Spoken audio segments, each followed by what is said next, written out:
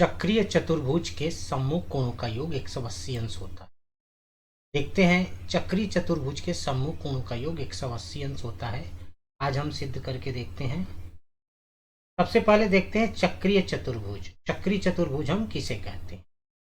तो चक्रीय चतुर्भुज के विषय में मैं आपको बता दूं कि चक्रीय चतुर्भुज क्या है। तो ऐसे चतुर्भुज चक्रीय चतुर्भुज कहलाते हैं जिसके शीर्ष वृत्त पे हो।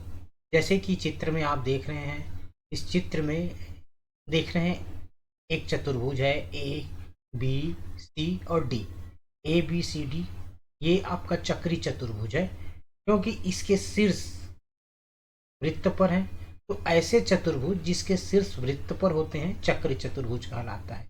इस प्रकार से हम करके देख सकते हैं प्रत्येक शीर्ष को। तो प्रत्येक शीर्ष आप देखेंगे यह क्या है। इसके लिए हम सिद्ध करेंगे कि चक्रीय चतुर्भुज के सम्मुख कोण का योग 180 अंश होता है। इसके लिए हम देखते हैं, सबसे पहले दिया है लिखेंगे। दिया क्या है? ए बी सी डी चक्रीय चतुर्भुज है। आप देख रहे हैं चित्र में एक चतुर्भुज दिया हुआ है जिसके शीर्ष वृत्त पर है, यह एक चक्रीय चतुर्भुज है। तो सबसे पहले हम लिखेंगे दिया है। दिया है के पश्चात हम देखते हैं, इसके पश्चात हम आगे चल करके देखेंगे सिद्ध करना है। क्या सिद्ध करना है? तो सिद्ध करना हमें देखते हैं हम यहाँ पे angle A plus angle C. Angle A देख रहे हैं आप, ये अपना एंगल ए है और इसके सम्मुख कोण क्या है? आपका एंगल सी है। तो angle A plus angle C बराबर 180 अंश। सेकंड में angle B plus angle D बराबर 180 अंश।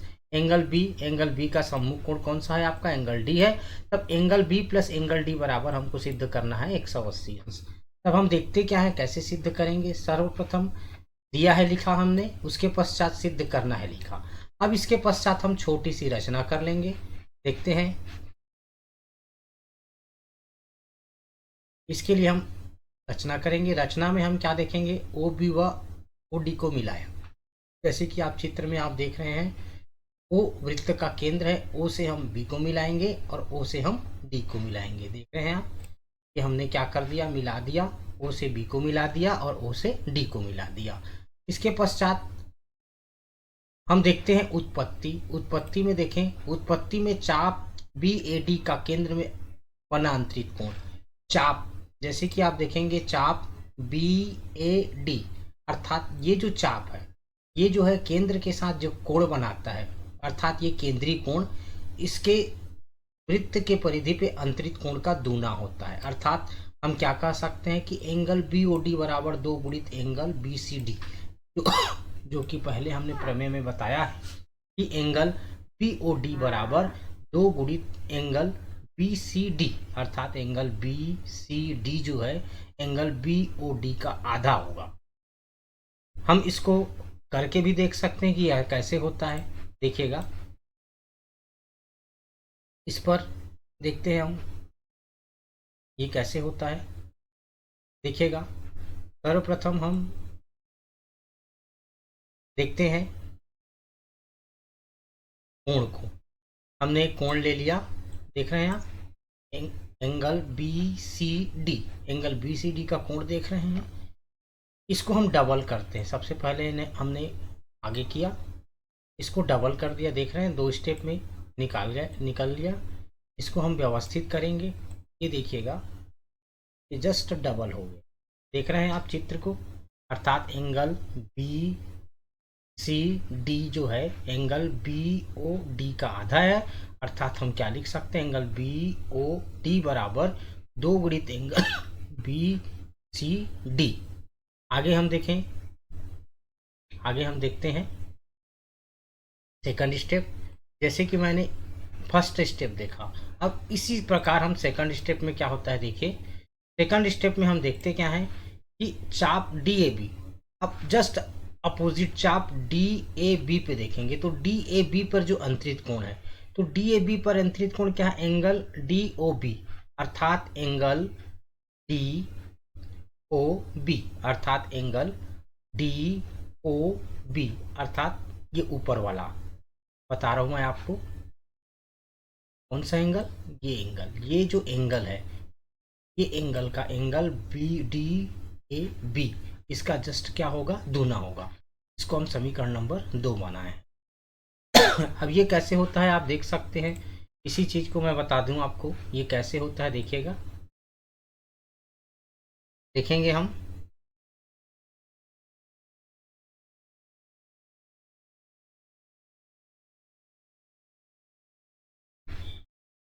देखिए, हमने एक एंगल ले लिया। अब इस एंगल में हम देखते हैं, डबल करके हम देखते हैं, इसको हमने आगे कर दिया, इसको हम डबल ले लेते हैं, ये 2 स्टेप में हो गया। इसको हम व्यवस्थित करेंगे, देखिएगा ये हमने व्यवस्थित कर दिया और ये इस प्रकार से हम व्यवस्थित। तो ये देख रहे हैं आप एंगल बी ए डी, अर्थात एंगल डी ए बी जो है एंगल डी ओ बी का आधा होगा। अर्थात हम क्या लिख सकते हैं, एंगल डी ओ बी बराबर 2 गुणित एंगल डी ए बी। इस प्रकार से हमने लिख लिया है। देखिएगा, हम समीकरण नंबर 1 ले लिए हैं और समीकरण नंबर हमने 2 ले लिया है, जैसा कि आप देख रहे हैं। अब इसके पश्चात हम देखते क्या है, समीकरण नंबर 1 और 2 को जोड़ेंगे। समीकरण number 1 angle B O D, समीकरण नंबर 1 जैसे कि दिया हुआ है एंगल बी ओ डी बराबर 2 गुणित एंगल बी सी डी, और दूसरा जो एंगल डी ओ बी बराबर 2 गुणित एंगल डी ए बी। दोनों इक्वेशन को जोड़ेंगे तब क्या प्राप्त होगा, angle B O D plus angle D O B बराबर 2 गुणित, जैसे कि 2 गुणित क्या है आपका एंगल बी सी डी है, हमने क्या लिखा है 2 गुणित angle B C D. Second equation में 2 गुणित एंगल डी ए बी है, तो हमने क्या लिखा 2 गुणित एंगल डी ए बी। अब देखिए दोनों में 2 है, 2 को हम बाहर निकालेंगे तब क्या हो जाएगा, ब्रैकेट में क्या प्राप्त होगा आपका angle B C D plus angle D A B. तो इस प्रकार से हमको ये प्राप्त हो गया है। आगे हम देखते हैं, आगे हम क्या कर सकते हैं, हम देखते हैं यहाँ अगले स्टेप में ये 2 जो है गुणा के रूप में, यदि हम गुणा का पक्षांतर करेंगे तो भाग के रूप में प्राप्त हो जाएगा। अर्थात angle B O D plus angle D O B इसके भाग के रूप में आएगा। तब इस स्थिति में हम क्या लिख सकते हैं, देखिएगा 1/2 ब्रैकेट में angle B O D plus angle D O B बराबर एंगल बी सी डी अर्थात angle C plus angle D A B अर्थात एंगल ए, है ना। तब ये हम देखते क्या है, angle B O D plus angle D O B. Angle B O D चित्र में देखिए एंगल बी ओ डी अर्थात ये नीचे वाला एंगल, इसके पश्चात एंगल डी ओ बी अर्थात डी ओ बी अर्थात ये ऊपर एंगल। तो ये जो हम देखते हैं जो वृत्त का जो कोण है यह 360 डिग्री का होता है अर्थात 360 अंश का होता है। तब इसके जगह हम 360 अंश लिखेंगे। जब हम 360 अंश लिखते हैं तब क्या होता है, देखिए अगले स्टेप में हमने क्या लिखा, 1/2 गुणित 360 अंश बराबर 180 अंश। 360 में हम 2 का भाग देंगे, 180 अंश प्राप्त होगा। और एंगल ए सी डी को हमने एंगल सी लिखा, angle B A D A B को एंगल ए लिखा। तब हम क्या लिख सकते हैं, angle C plus angle A बराबर 180 अंश। तो हमारा एक स्टेप प्राप्त हो गया, एक स्टेप प्राप्त हो गया कि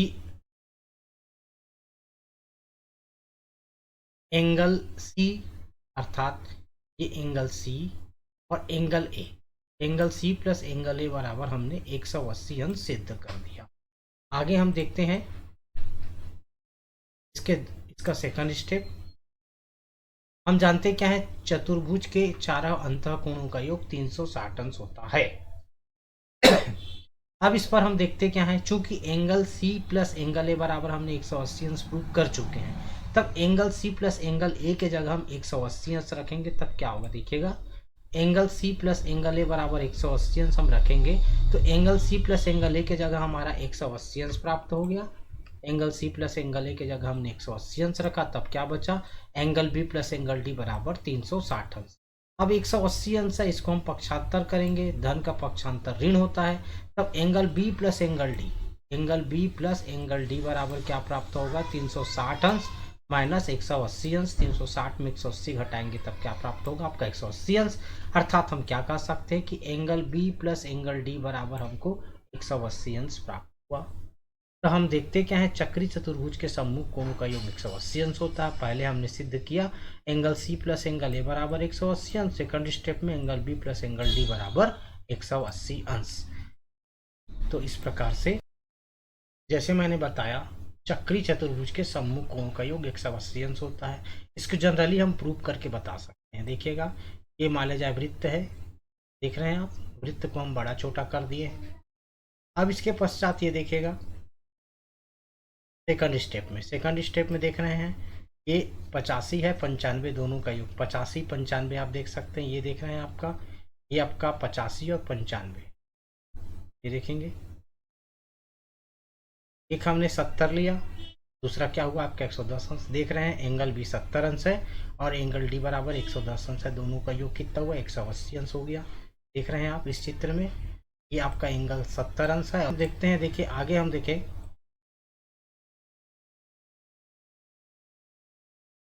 देखिएगा ये क्रियाविधि से आप देख सकते हैं कि सम्मुख कोणों का योग, चक्री चतुर्भुज के सम्मुख कोणों का योग 180 का